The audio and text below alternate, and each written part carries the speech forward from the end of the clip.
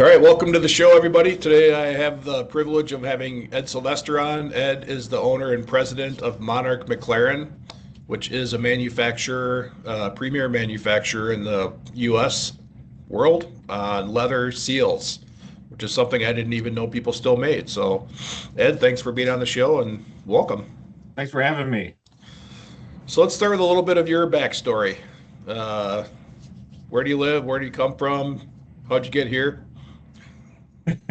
Story with Monarch-McLaren. I was born in Illinois, the Chicago area, and We won't hold that against you. migrated out here. Go Hammond Bears. Yeah, so we'll see what happens there. But moved out here many years ago, so I call myself Wisconsinite now. Been here for over 40 years in Wisconsin, and I don't miss the traffic, so I'm glad we're here. I love the landscape. And the office here, we're in Elkhorn, Wisconsin, right across from cornfields. So we got a great view when we look out our windows in the office. I've been here 39 years this February. The business has actually been in business here in Elkhorn for 42 years. Yep. Do you want to hear my story first or the Monarch story? Yeah, no, I want to hear your story because, when we talked kind of in preparation, it's unique in the amount of time, loyalty, and then decision making to buy the company. So let's do your story. I started back in probably about 86 and 86, 87. Started in and basically came in as a supervisor and worked my way through the entire organization. We were foreign owned. A couple of gentlemen from South Africa were living in Canada, and one of the brothers came down to Elkhorn to open up Monarch-McLaren. What we did was they purchased Trostel Leathers out of Lake Geneva, which is a well-known name a few years back. Trostel was a big leather company that had other items other than leather. Well, these gentlemen from South Africa that were living in Canada bought the leather portion of Trostel Leathers. So we bought Trostels and built this facility here in Elkhorn. And then we just started manufacturing here. They also had a office in Canada, Toronto, Canada, where one of our brothers was still living. So one brother came to Elkhorn, set residence here. The other one stayed in Canada. So we had an office up in Toronto, and we had Elkhorn. Then we started manufacturing leather. I came in again as a supervisor, eventually worked my way through the entire organization. Became general managers and vice president, president. And then about 14 years ago now, I wanted first right of refusal. So I said, you ever get an itch to sell, let me know. So That's cool. 14 years ago, bought it.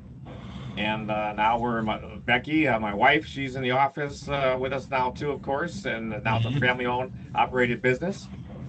And that's the story there. I mean, it just was just staying dedicated to a company. I told you I walked in the first day. I said, no way. That was my first. I'm not staying here. My first reaction was, there's no way this is going to work. I'm not staying here. And here we are 39 years later, still here. So your first decision was a bad one. Yes. So always look at your second and third decisions. What happened to cause you to want to buy it? Like, when did you realize if these guys, like you said, getting a right of first refusal, what happened? When did you realize if they left, you wanted to own the company?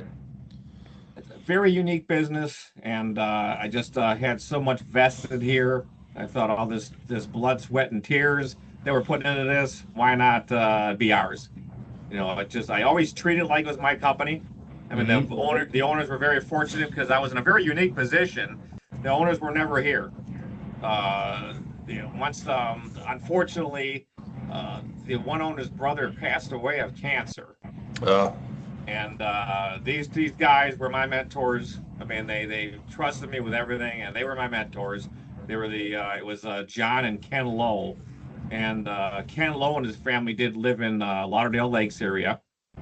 And so he passed away of cancer, and things changed at that point. Anyway, eventually I took over, and just I treated like my own. I never saw the owner, John Lowe, who was in Canada, still in Canada, and he just let me run the company. I basically threw in, I altered different rooms, added cafeterias.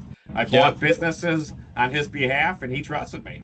And you don't find a lot of that. I was very, Right. very fortunate to have me because I treated it like it was mine. I wasn't trying to embezzle, money Yeah. out of the Yeah. Yeah. company. It was all myself making the decisions. They trusted, and it worked well. So at one point, I said, you know what? You ever wanted to sell? Let me know, and that's what happened. Yeah, so if you're listening to this and thinking to yourself, well, Ed's the unicorn and there's no such thing as somebody who wants to, work for me and buy my company, the percentage of people is not high, but it's not true that there's nobody, right? There's honest people that are ethical and in many cases they just don't want the responsibility of signing, paychecks, for example. But they can run companies. Companies get run by non-owners all over the world. So, um, yeah. So how did the mentorship for them? Like we talked the pre-call. Part of this is about, is it easy? What are ownership experiences? So you mentioned those two brothers as your mentors. What did they? What were a couple key lessons that you learned from them? Just being, they were very diligent gentlemen. Uh,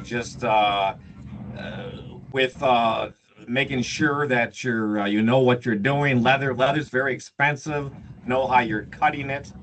Watching what you're cutting, watching what's being done. You have to, again, you want to pay attention.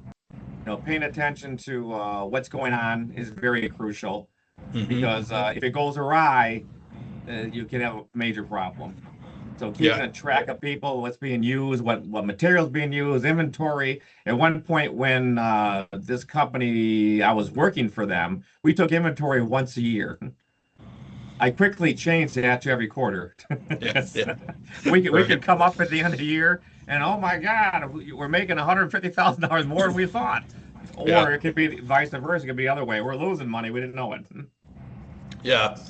So what are like the biggest couple lessons that you've learned, um, both before and after you bought the company? Like you've done a couple acquisitions too, right? I've tried, Okay. and I've actually everything that was. Yes, I have actually. I did. I actually the format folios portion I acquired. That's my story. I started at format folios before here, so I worked there for about Hmm. 5 or 6 years. So Okay. that's my story. Every place I've worked at, other than the Playboy Club in Lake Geneva, I purchased. Might have been harder to get that one done. Yes. But I did purchase a format folios, which is our promotional product line. We do Okay. portfolios, which is a very small part of the business at this point because everybody is on digital now. No one is buying Yeah. folders for their clients anymore. It's all delivered digitally. But you still have your few attorneys, mainly attorneys who will purchase our expensive folders. They're very expensive. Okay. And So I did where do you ship seals to? Are you shipping globally now? Did you we say? ship globally. Yeah, we ship all over the world. Absolutely. We're international. Our seals are well known all over the world, and we do military contracts as well. Oh, so So you're busy now, huh? we saw an uptick, yes. What's your biggest lesson as a owner so far, or as a leader? You have to, years ago, you have to diversify. You have to change your way of thinking with the people person, your employees. Again, I've always treated everybody out there as I always told them, families first. That's my philosophy. We're second. So I've been I'm the guy Okay. that's very flexible. If any employees have family issues, go take care of them. I've actually overhired at points to accommodate people not being here because of different situations. You're not going to get terminated because you have a family issue. And I've strived for So that, and that's why people work here, I believe.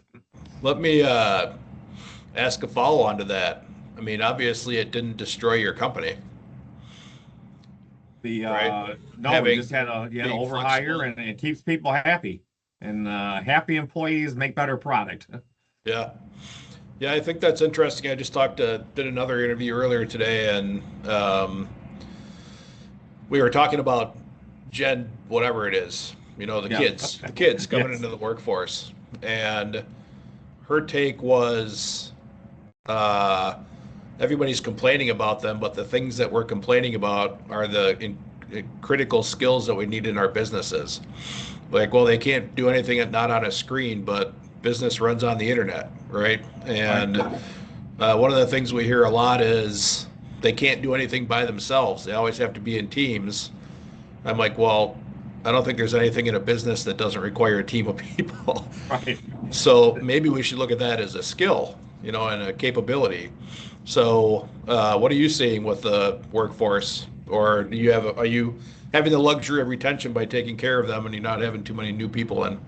We have the luxury of that. I mean, years ago, there was, again, you change because of people change. The kids are different now than they were back in the day. So you have to cater to them. They keep them happy. I mean, the cell phone usage is entirely out of hand, but it's just you have to adapt to that because as long as people aren't getting injured, one injury, phones are out of here, period. But I Yeah. knock on wood, we've been safe. There is too much phone usage, listening to music and watching things on their screen when they're working.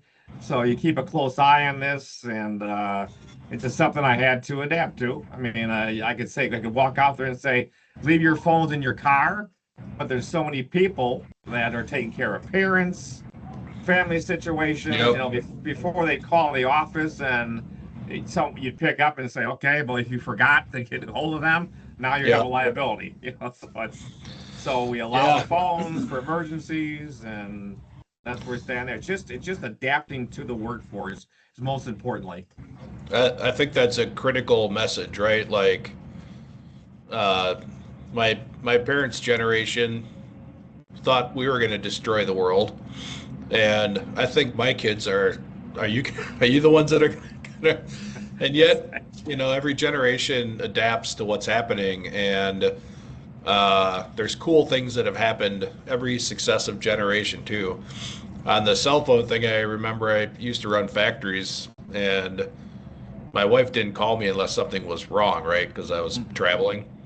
So she calls me, and I'm standing on the factory floor and talking to my wife, and I'm looking around, and everybody's just like staring daggers at me. And the factory manager was with me, and he's just like, I'm like, dude, what? He goes, policy is no cell phones. I'm like, why is the policy no cell phones? He's like, because people can't be trusted. I'm like, oh, hold on. Like, what happened? They gave me the story, and there was one guy who would get called and go talk in the bathroom for 3 or 4 hours. I'm like, fire the freaking guy. Like, that's the problem. Not Right. these guys, they're not making phone calls because they're socializing. They're actually busy working for us. And I'm like, do you realize that we're hiring people? And people have pets, and they have flat tires, and they have healthcare issues. And I made them change the policy that day. But the other part was you got to be a leader. If somebody's taking advantage of it, you deal with the person, Right. right? They can't stay around if they're doing that. And that's the biggest part of keeping a successful business too, especially a small business. You can't, there's times where you can give and give and give, which I do. And you get taken advantage of by that one or two persons, but you can't change your philosophy because of that. Right. You're gonna get one or two people that you can give them stuff all day, and they're going to somehow try to take advantage Yep. and end up leaving. But you don't want to change your ways because of them. I look at everybody out there. Everybody has positives. You can focus on negatives, but everybody has positive, and that's how you stay more successful, keeping them happy. Because I don't focus on negatives out there. It's always the positives. What are they Yeah. doing for us? They're creating it. Without them, we don't succeed. Yeah. I think it's mind-boggling that some owners don't think those words. And Without my people, I don't have a business, it's amazing that when I first started doing what I was doing, taking over, I'd go out every morning and say good morning. And the previous owners, previous people that were in charge, they were shocked. and people would come into our company, and the owner comes out and actually talks to us. And you see a lot of that where they won't bother interacting with the employees out there. And I think it's a big deal. I go out every morning. Thank you. How's the family? What's happening? Granted, we don't have thousands of people. Yeah. So it's difficult to do it with 500 or 600 people. But when you have a business around 20, 25 people, it's very important that you stay close and see what's going on in their lives. And it's important to me anyway. That's how I feel. Yeah. Even with 500 people, they have supervisors, and the supervisor can play that role. Like, it's just the human connection. So, yeah, that's super, super cool. So what's your biggest challenge been so far as a owner or a leader in your business? Maintaining business, keeping business. There still is, being we're a niche market, it makes it's much nicer than having 14 people on your block doing the same thing. I don't know how those people survive nowadays, but being a niche market, you still have competition. So it's basically make sure you're quoting the product right and getting it out on time. I explained to the people out in the shop manufacturing, the supervisors, the lead people, you lose the customer, it's hard to get them back. I worked on a customer for about 8 years to get a major one back that the last administration lost, but it took about 8 years to get them back. So I tell them the stuff has to go out on time. It has to go out right. It's got to be, thorough. I don't want speed. I want accuracy. Yeah. Yep. That's what's important. And the biggest thing is staying competitive in this global market. It's very hard to compete with China because of their labor. Their labor rates have come up in the past, and they're paying people more too. But it's still difficult to compete with the not third world countries, but the other countries that are able to do things a lot cheaper. They don't have the regulations we have, I should say. Yeah. I mean, we used to get part of our small components from China because they were super cheap, right? Mm-hmm. But we'd have to buy 100,000 at a time. And one of them we found, the last time they bought it was before I was there. And we found a whole container full of these latches. And I'm like, why do we have a container of latches? And they're like, well, they're only 3.2 cents or whatever. And it cost us $3 to make them here. I'm like, we use 20 of them a year. So we spent $1,500 and called somebody a hero to import these because they were 3 cents a piece, when it would have cost me $60 to make it. Right. So it's easy to, and I think one of the things that happens is you don't have to be that big of a company to start treating people, like you said, not going out and saying hi to your people. Like, that can start when you're $5 million and you start looking at your people as things or a line on the P&L instead of like the most valuable asset in your business. Right. So if you had to pick 3 people on your journey that were inspirational or gave you a shove, helped you grow, you might want to throw a thank you at them. Who are they? I pray every day. I pray for the employees' health. I pray for our business. So, of course, God is always there. I mean, I do pray every night to make sure that we don't have accidents. People stay healthy. Of course, family is always number one. My wife, Rebecca, our son, Ryan, he was here for a long time with us too during his college years. Okay. And he was very into all the IT, which helped me out very well because I wasn't as swift as he was when it came to the IT process. Sure. And then Rebecca is still is running the office, and it's just great to have her by my side. We hear a lot of people, how do you do it? Because we work together. We're together 24/7, and we're here all day together at home. And people wonder how you do it. It's just you've got to be in love. You got to like each other to make it happen. And a shared goal, right? Like family goals instead of separate individual goals. So. Right.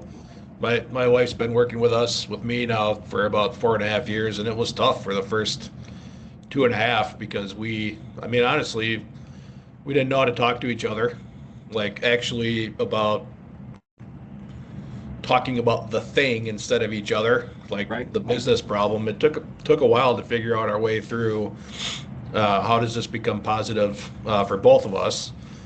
And now one of our kids works for us in marketing, and she's been doing amazing work. But it's the same thing. Like at 8 o'clock in the morning, I'm like, all right, dad hats off. Um, do you want to be the marketing person today, or is this not going to be a good fit for you? And she's able to do that, and not get offended at, if there's something we make a mistake on, nobody gets offended. We can talk about it. Right. Instead of as people talk about it, Exactly. you're Right. not the things that you do. Right. Right. Mentor-wise, your question would be his name was Tom, excuse me, Tom Fletcher. Okay. And excuse me, Todd Fletcher. Todd Fletcher was the owner of Format Folios, and he was the first mentor I had that really showed me how to be a manager, how to supervise people. So Todd Fletcher, number one, and then the Lowe's, the John and Ken Lowe. Yeah. I learned a lot from them, and with the business, again, they were very they weren't around, but beginning days, the starting of this, I learned a lot of business sense to how to run a business, keep it successful, and keep moving forward and growing as much as you can. Leather is again very unique, and I try to talk all the people using other materials, either back to leather or to leather for sealing. It sounds like the Lowe's were really people focused and kind of inspired that or grew that in you as well. When, like, did it seem, this is going to be a weird question, like most people that grow up in the US are like money, money, money, money, money, right? And there's some things structurally in the way that the laws around numbers are in the US that aren't the same as in other countries, but it seems to drive people making more callous decisions. And it sounds like your experience with those guys was more business, we're all in this together type decisions. Is that accurate? Or It's accurate. Yeah, there was all, there's things that I had to change, of course, because Sure. back then you could be you got to a point where the one brother was keep everything. You can't get rid of anything. Yeah. And then we started becoming overloaded with too much scrap Yep. material. And Yep. I finally said, this has to stop. We have no more room. We've got to get rid of this size, not the postal stamp, which you wanted. Yeah. So just talking and again evolving with the business, but they were all listening and again keen to that. So Yeah. again, they gave me the chance, which a lot of people did not. Yeah. And that's where for my situation again, I pretty much came right out of high school. I had some college courses, but here's a guy that's right out of high school, went to work immediately, and I worked several jobs to maintain and able to purchase Monarch-McLaren when I had the chance. Yep. Again, the motivation. Unfortunately, you don't see a lot of that now, where people are afraid to work 40 hours a week, and I was doing back in the days 70, 75 hours a week. Yep. And that would allow me down the road to purchase the company. So what's the next big thing for you and Monarch-McLaren? What are you guys working on the next 1 to 3 years, priority wise? Just to keep it successful, keep it alive, looking for other opportunities, talking people back into leather. I have looked at purchasing other leather manufacturers quite recently. They weren't happy with what I offered, so that didn't happen. But I'm always have my eyes open because I'll get the business sooner or later. I mean, a lot of people have delusional expectations about what their business is worth. Exactly, and it's worth what you make it what it's worth, Right. and keeping I like what ours is about because it's about family, it's about the employees. Leather's like making shoes. I mean, it's a very old industry. We can make our own seals for our presses are old. We keep them running. When you walk into Monarch-McLaren Limited, it's like walking into back in history. Look at all the old hydraulic presses, the old lathes.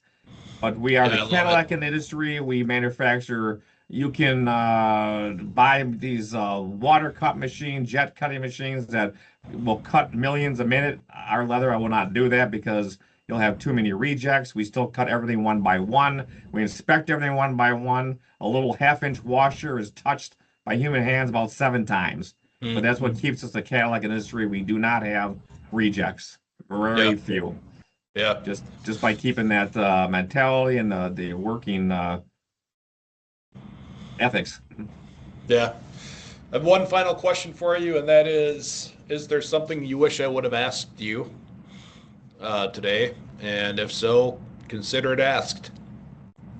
And if not, cool too. Yeah, I think we definitely, everything that we've discussed is about Monarch-McLaren. Again, we are the Cadillac industry when it comes to leather manufacturing. We got a lot of years. I've been here. I've got people here with me that I just want. Our production manager's retired after 33 years. I still have the maintenance guy here who's been here 21 years. I've got our quality manager been here 17, 18 years. So the key spots, they're still here. Again, I have 39 years in the business. Yeah. So we have a lot of knowledge here at Monarch-McLaren, and we are here to supply the world with leather seals. So I keep telling everybody, keep eating meat. Yeah, so you can keep your raw materials flowing. Exactly. We do not slaughter cattle for our seals. That's another thing I tell everybody. You eat the meat, we take the byproducts. We are not killing animals for leather seals. Right. Yep. All right, Ed Sylvester, owner of Monarch-McLaren. I love your aspect of people, and that people are part of the most valuable asset in the business are the people that are there, especially when you've had them for a long time. So thanks for sharing your story with us today, and appreciate your time. Thank you for the time too. It's a pleasure meeting you, and was a pleasure talking to you.